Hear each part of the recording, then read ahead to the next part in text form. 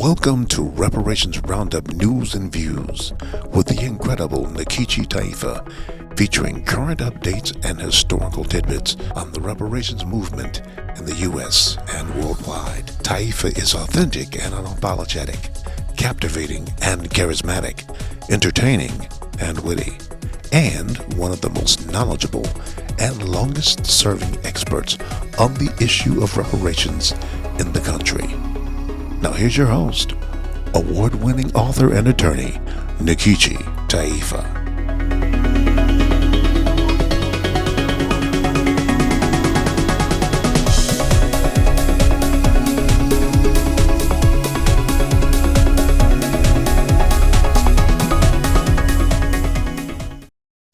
Greetings. This is Nikichi Taifa. Y'all know I'm a native Washingtonian, right? And I just love me some DC, a place that has so much Black history, which definitely is appropriate now that we are in what? Black History Month. Well, so-called Black History Month, because to me, Black history is 24/7, 365 days a year. So, Black History Month, created right here, DC, by none other than Carter G. Woodson, 1926. His original headquarters is right down there on 9th Street. In recent years, it's been restored. But you know, I think of Carter G. Woodson working hard in that building over 100 years ago. And how he had this young assistant named Langston Hughes that used to help him. And yep, the same Langston Hughes, the poet, who once famously wrote, quote, "I do not need my freedom when I'm dead. I cannot live on tomorrow's bread. Freedom is a strong seed planted in a great need. A strong seed planted in a great need." Reparations. When we talk about reparations, we don't talk enough about the most successful reparations movement in America's 19th century. What was it? Well, it wasn't that 40 acres and a mule we were promised. It wasn't General Sherman's Field Order number 15 that never came to reality. It wasn't any benefit from the Homestead Act, which gave land to folk who were coming over here, but not us. It wasn't Callie House's crusade to get pensions after the Civil War as reparations. Nope.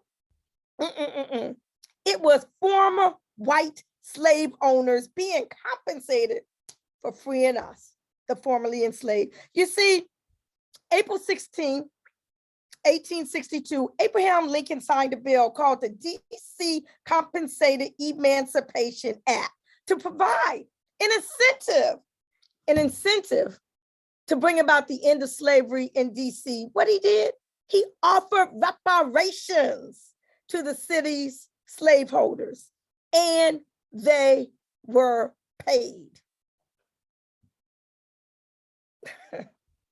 They were paid. I will never forget the day, April 16th, because they were paid, but we got our emancipation papers, okay? And that day, DC emancipation, when we got our emancipation papers, just happens to also be the date that my daughter was born. So I will never forget April 16th. I want to share just a short video here, a very brief video from the National Archives that will lay it out for you. Let's let it roll.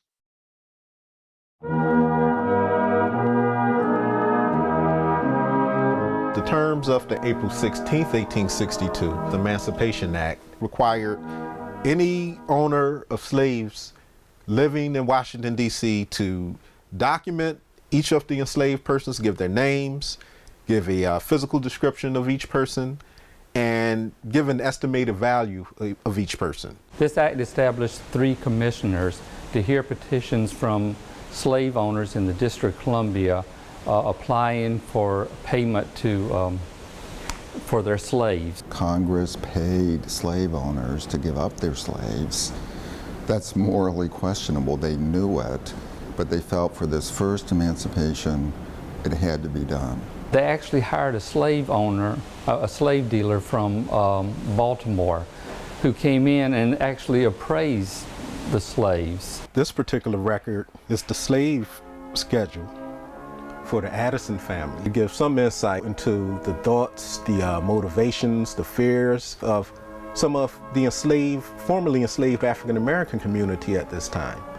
They left this city on the 13th of April last, 3 days before the approval of the said act, because they feared they would be colonized in Africa.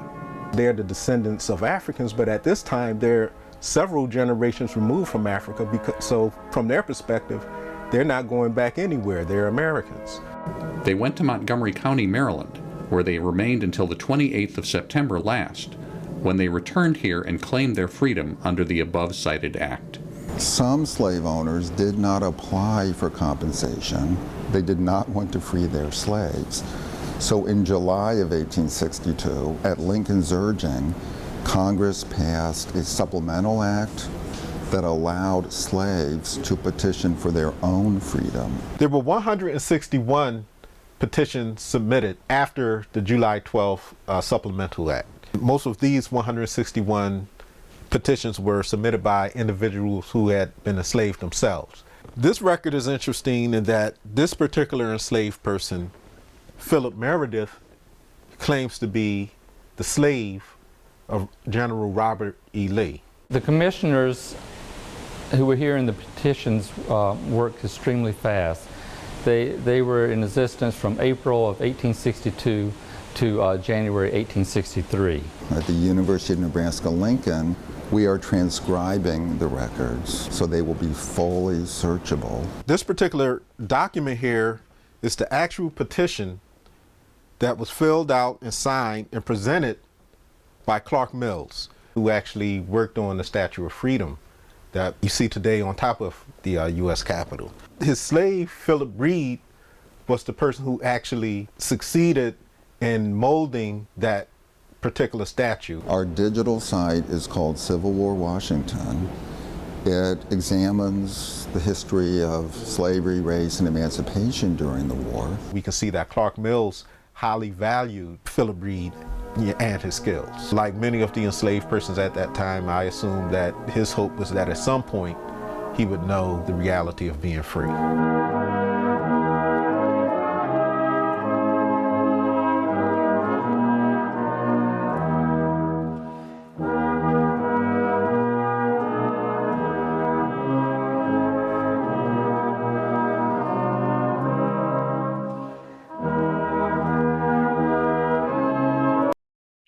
Now, wasn't that a trip?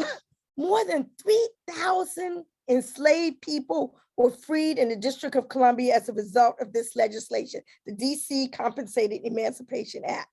And the slave owners, the former white slave owners, were paid cash money. Now remember, this happened April 1862, 8 months before Abraham Lincoln issued his broader Emancipation Proclamation in January 1863. So that date precedes what we know as Juneteenth. Today, it appears as if our history is acknowledged by the larger society is broken up into commercialized holiday fragments between late winter and early summer. Martin Luther King Day, Black History Month, DC Emancipation Day, and the new national observance of Juneteenth, the second national holiday for Black people. Carter G. Woodson's idea of Negro History Week grew into Black History Month when President Gerald Ford decreed it in 1976, 50 years later after its founding. Well, Juneteenth was pushed by President Biden in 2021 with the help of a very compliant Congress, wanting to be seen as doing something positive for Black folk after the murder of George Floyd and the gunning down of Breonna Taylor. But you know what? None of us was asking for a Juneteenth holiday. We were asking for reparations. Now, it's not that there's anything wrong with Juneteenth being a holiday. There is not. but we were asking and demanding for reparations. We have days off now. Whites get days off plus historical wealth, partially created by the Taifa, otherwise known as the transatlantic slave trade. If slaveholders, human rights criminals can get reparations, restitution, and satisfaction, how can we not? Okay, we, whose very humanity was stolen, we, whose history, languages, culture. This is why Frederick Douglass back in the day, also a DC resident, his house is high up there on that hill in Southeast. This is why Frederick Douglass had to look at a calendar and pick and choose a date for his birthday, his very existence, his very humanity. The day he was born had been denied to him. And that is not an isolated, that was with us across the board. Being born enslaved, our very existence obliterated, deemed not important. So, because he didn't know his own birthday, he flipped through the calendar and he chose February 14th, Valentine's Day, or in my book, Black Love Day. Thank you, Ayo Handy Kendi, for creating this special holiday. Black Love Day is actually the day before Valentine's Day, but I would give it to Frederick Douglass to think he was doing it on Black Love Day. Anyway, what are your ideas about Black history, about Juneteenth, about DC's Compensated Emancipation Act, about DC's Emancipation Day? You can put your comments below, or you can contact me at my website, www.reparationeducationproject.org. Till next time, Nikichi out.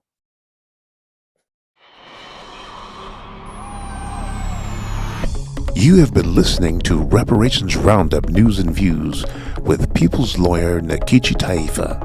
The issue of reparations is on fire, and Taifa is spreading the message like a storm. Visit reparationseducationproject.org for info on the movement. For the full Nikichi Taifa experience, visit nikichitaifa.org. Reparations is an issue whose time has come. Don't miss the next Reparations Roundup.